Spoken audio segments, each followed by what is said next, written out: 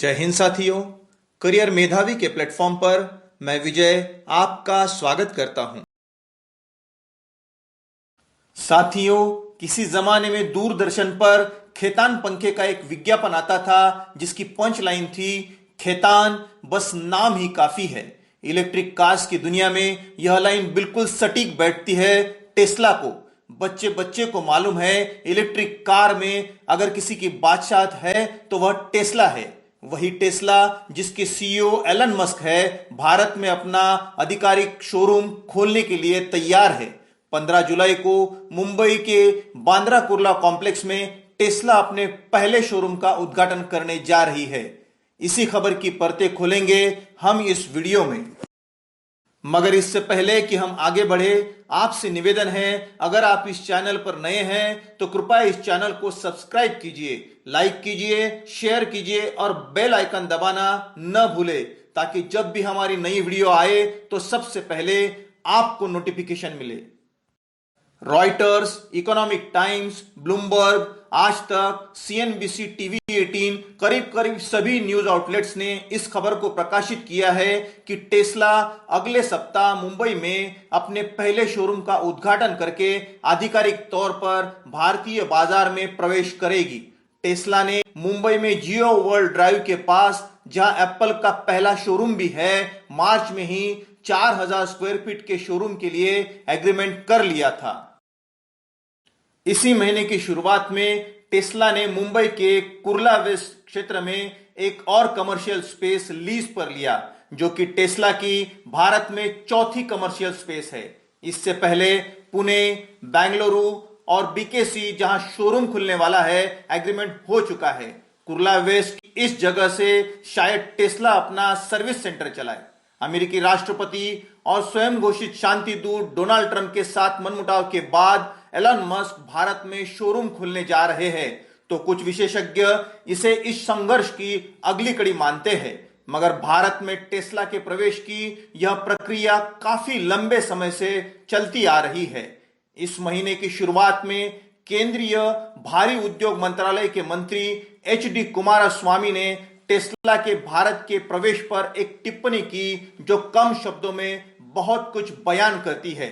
उन्होंने कहा कि टेस्ला भारत में निर्माण करने में रुचि नहीं रखती और केवल शोरूम खोलने और आयातित कारें बेचना चाहती है। एलन मस्क की इस जानी मानी कंपनी ने पहले आयात शुल्क और पॉलिसी इंसेंटिव्स को लेकर काफी लॉबिंग की है। एक और, एलन मस्क चीन से तैयार पुर्जे मंगवाकर भारत में असेंबली कर भारत की मेक इन इंडिया के तहत मिलने वाले इंसेंटिव्स को भी लेना चाहते थे। वही दूसरी ओर तैयार कारों के आयात शुल्क में भी कमी चाहते थे, जो पहले 125% तक हुआ करता था।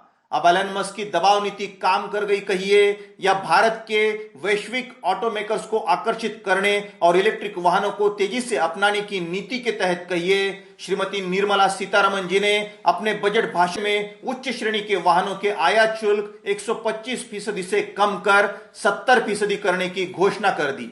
अड़ियल टेस्ला भारत में विदेशी इलेक्ट्रिक वाहनों पर करीब 70% के आयात शुल्क के बावजूद भी भारत में कारें बेचने ला रही है, क्योंकि इस समय कार निर्माता कंपनी को अन्य प्रमुख बाजारों में उत्पादन सरप्लस और मांग में धीमी गति का सामना करना पड़ रहा है।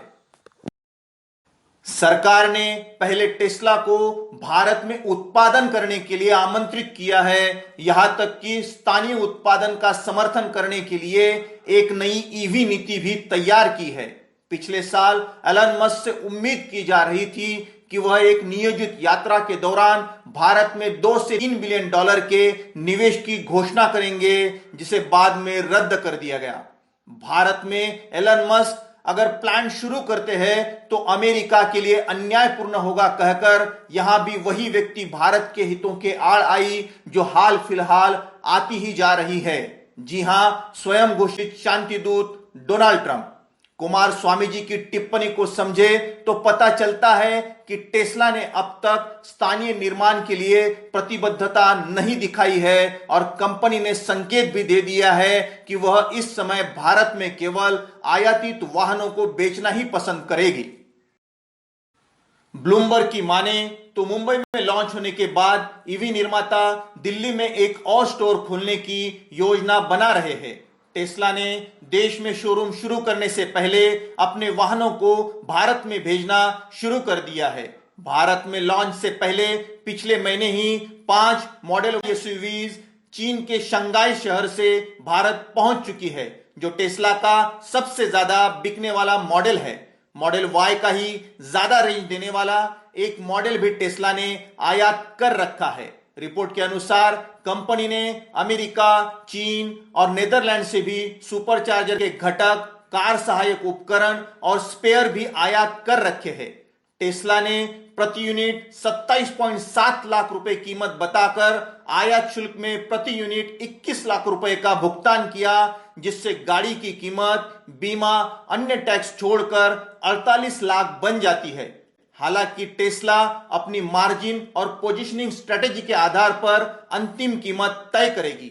आशा है आपको खबर विस्तार से समझ आ गई होगी।